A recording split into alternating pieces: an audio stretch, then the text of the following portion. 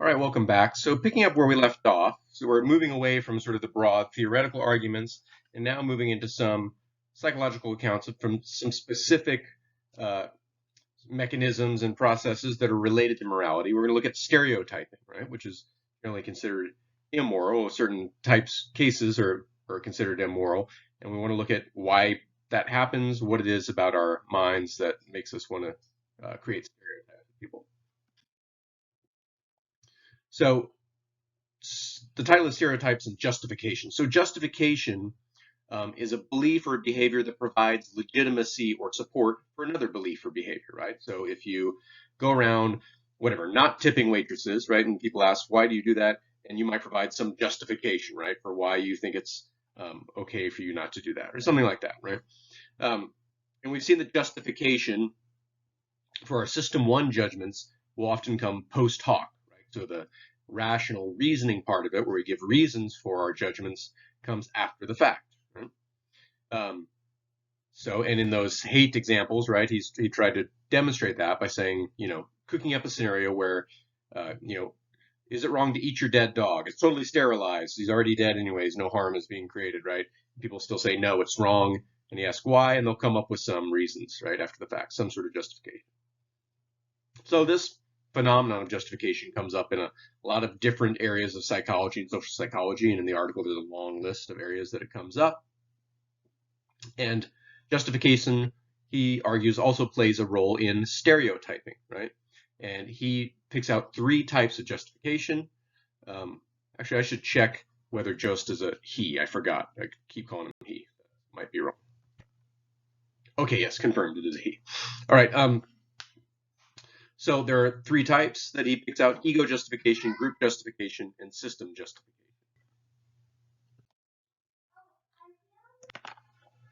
So ego justification is aimed at protecting yourself. We've seen this sort of justification when we make up reasons to justify our own moral judgments. It's aimed at, right, me.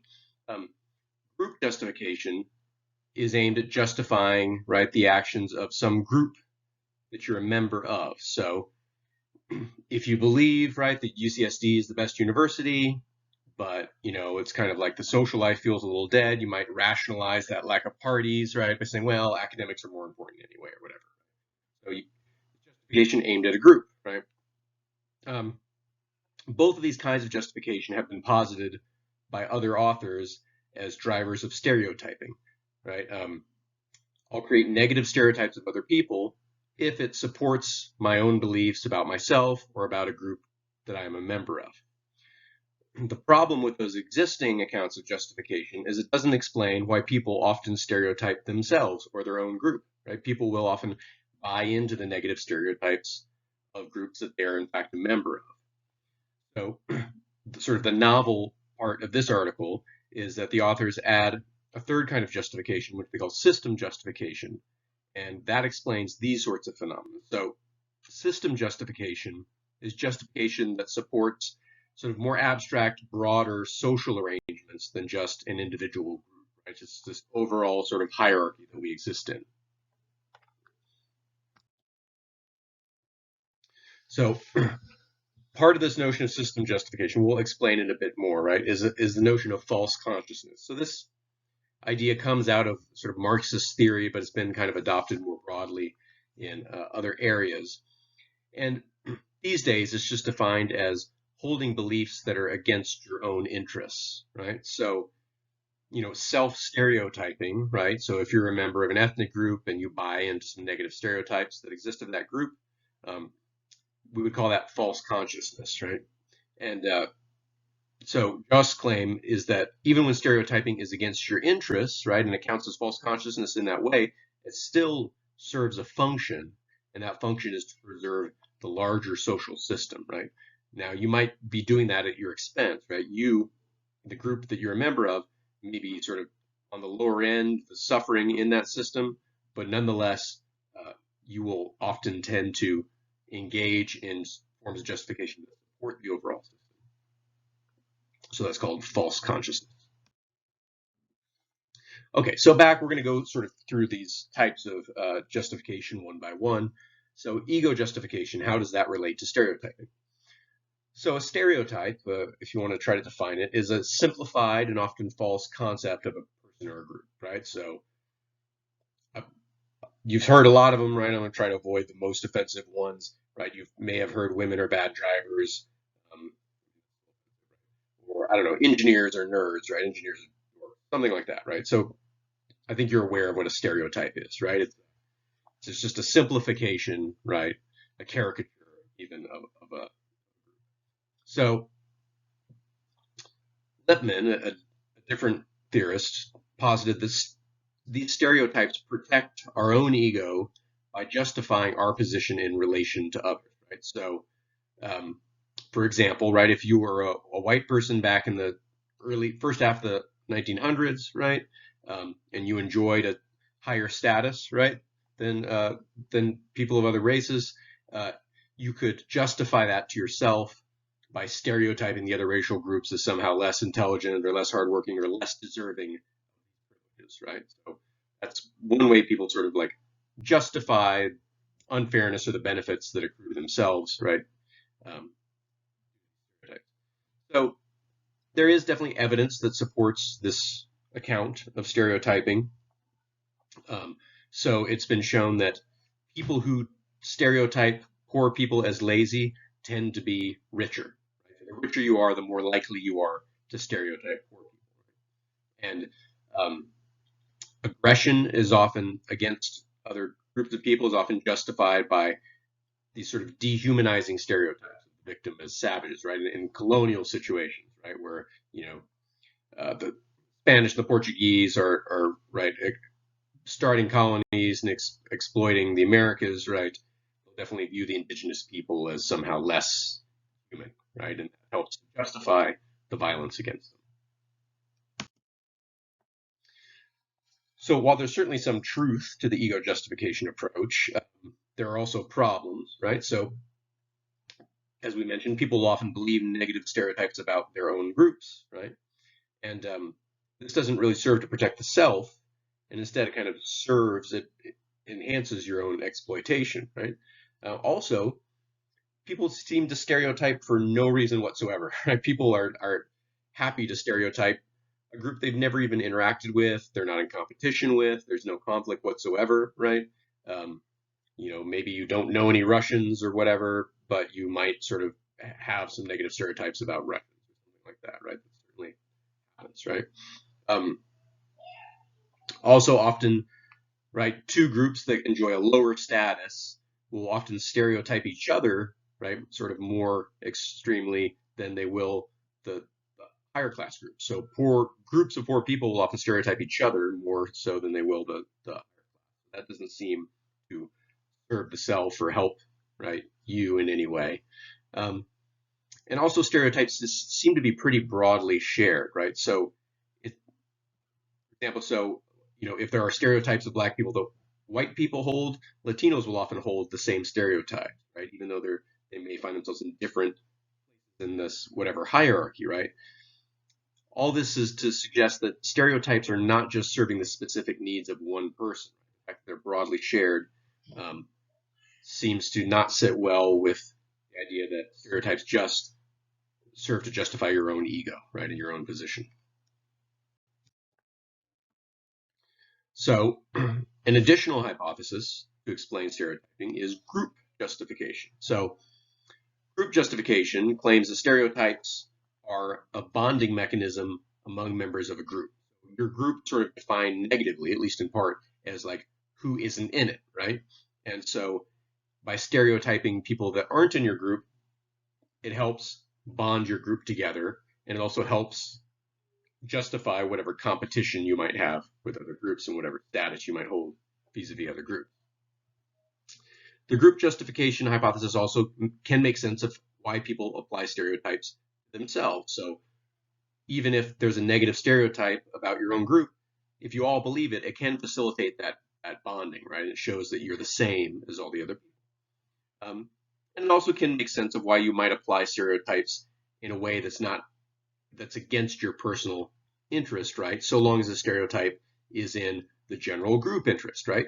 So maybe you are right, a working class person with not a high income, and yet you're also a Republican, which is often a party that for rich people belong to, right? Um, so you might be a Republican and stereotype yourself, poor people as lazy, again, if it serves the overall interest of Republicans, right? So if you're members of like overlapping groups, then the stereotype against one might serve your membership in the other, and that could explain why we stereotype. But even group justification can't sort of explain all of these phenomena that we observe, right? So again, we observe that different groups share stereotypes, right? If, you know, whatever, blacks and black people and white people both share the same stereotypes of Latinos or vice versa or in some other combination, right? Um, even when the group dynamics are potentially very different, right? The sorts of interactions that probably white people have with Latinos might be different than what the black people's have with Latinos. They may be in different parts of a whatever social hierarchy there is, right? And yet they seem to end up with the same stereotypes, and that seems strange because their interests would be different. They would be served in different ways, right? Um, and group justification does explain some forms of self-stereotyping, but it doesn't actually explain all the negative stereotyping, right? So often women will endorse stereotypes of women as, irrational or passive, and it's not clear how that is somehow serving their interests in a group or in another group, right? Sometimes people just seem to apply negative stereotypes to themselves for no reason except that the stereotype exists and they believe it. More generally, in these studies, there's kind of a weak tendency to identify with the positive stereotypes of your own group, but for lower status groups, that correlation sort of reverses. And the lower status of the group that you belong to, the more likely you are to actually believe negative stereotypes of yourself and of your group, right? So this can't really be explained by the group justification hypothesis. So these authors propose a third mechanism, the system justification approach. So it doesn't, again, it's not saying that the other two mechanisms of ego and group justification don't exist and don't also, do what they say, but those two aren't enough to explain all of the sorts of stereotyping we see, so we need something else, and hopefully it's going to answer some of these leftover questions. So, even like group justification theorists have posited that sometimes members of groups see no possible alternative to the existing what we call ideology, right? And so they'll treat negative stereotypes of themselves as just facts, right? They'll just think it's the truth, right? So this is what we've described as false consciousness, where it is ideology. What we mean by ideology, and this also is terminology taken from sort of Marxist theory that is then sort of more used in different ways in different areas of psychology and sociology and stuff like that.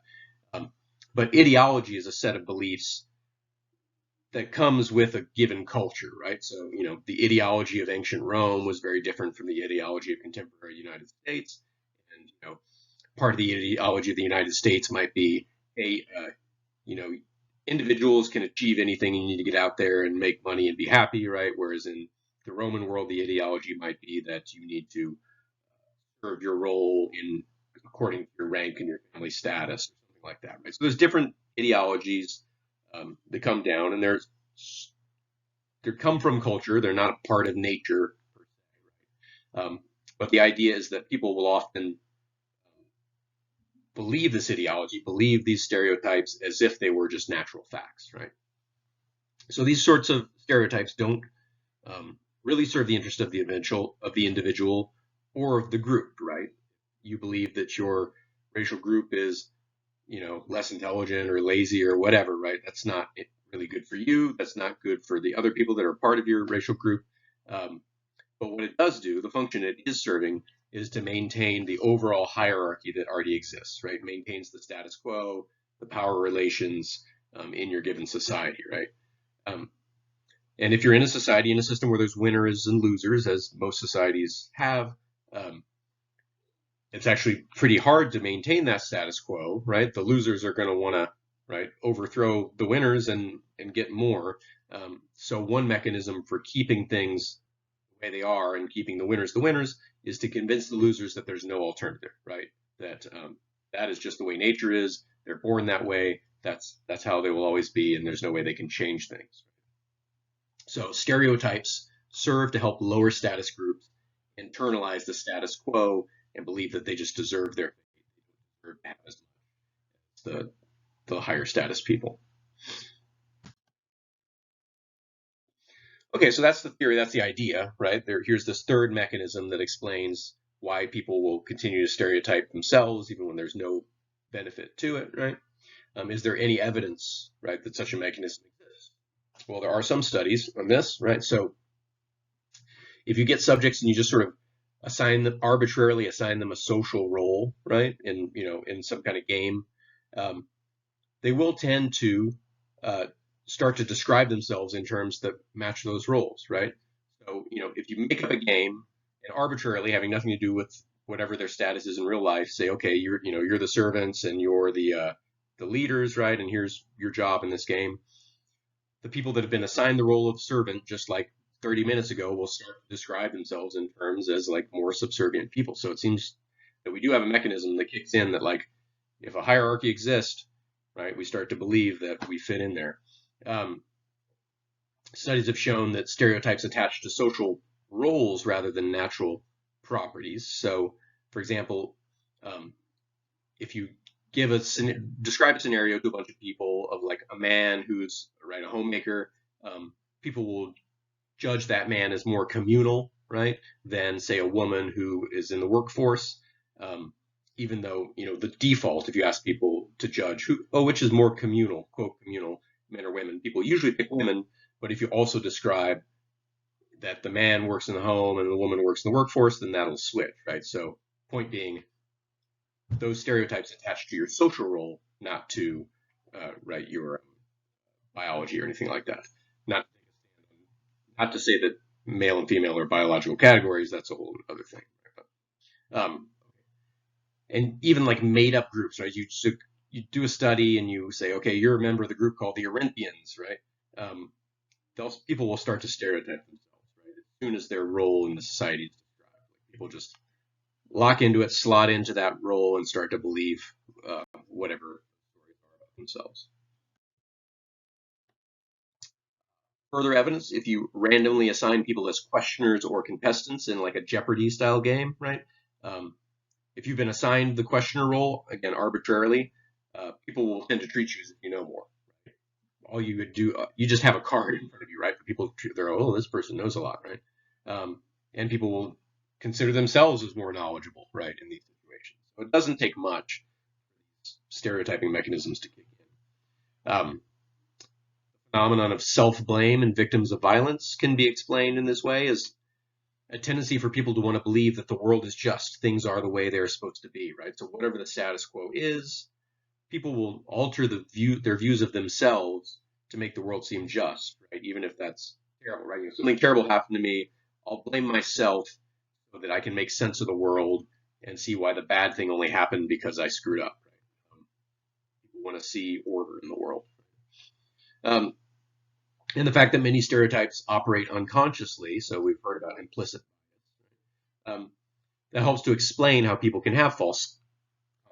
How is false consciousness even possible, right? How could I believe false things about myself that aren't even in my interest?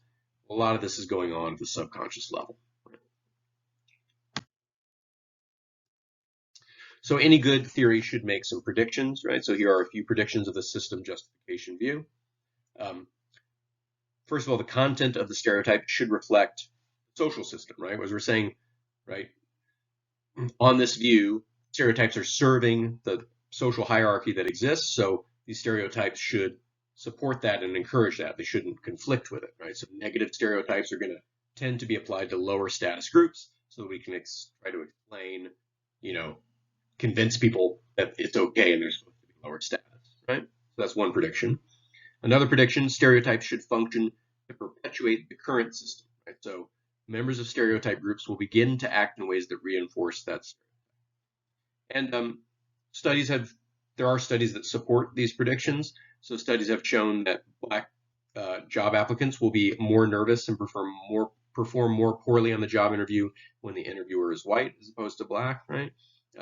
Other studies have shown that interacting with someone who believes that you are male, so like whatever, online or anonymously, and if they think you're male, you'll start to act more stereotypically male. So people really slot themselves into the, unconsciously into these roles that have been assigned by society.